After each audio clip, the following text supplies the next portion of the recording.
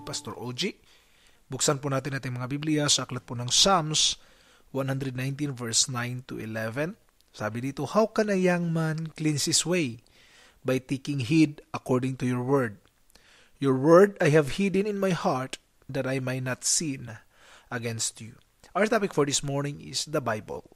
Nag-iisip tayo kung ano ba talaga ang Bible. Ang Biblia po ay manual po ng ating buhay. Hindi po ito bastang libro lang ng relihiyon. Bagkus ito po ay naging pattern ng ating buhay.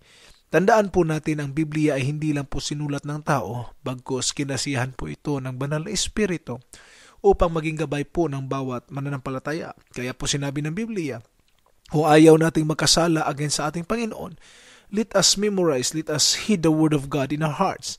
Sabi po ng isang quotation, sabi niya, the Bible, know it in your head, sow it in your heart, show it in your life, and sow it in the world. Kaya napakahalaga po ng Biblia ay itanim natin laging sa ating alaala, sa ating mga puso'y ating pagyamanin, lagi nating ipamuhay ito sa ating buhay at hayaan nating ipaalam sa mundo ang mga salita ng ating Panginoon.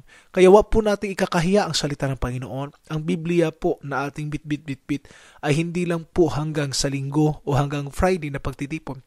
Bagkus sa araw-araw po ay kailangang basahin, pagnilay-nilayan at bigyang pansin nang sa ganun ang atin pong buhay ay may tamang gabay.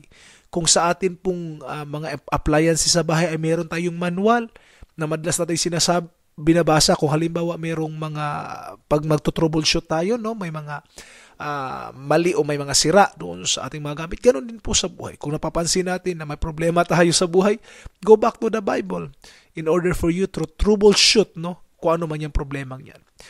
Sana po ay magkaroon tayo ng pagka-inlove sa salita ng Panginoon. Continue to read God's Word and be enlightened every now and then. God bless po at magandang mga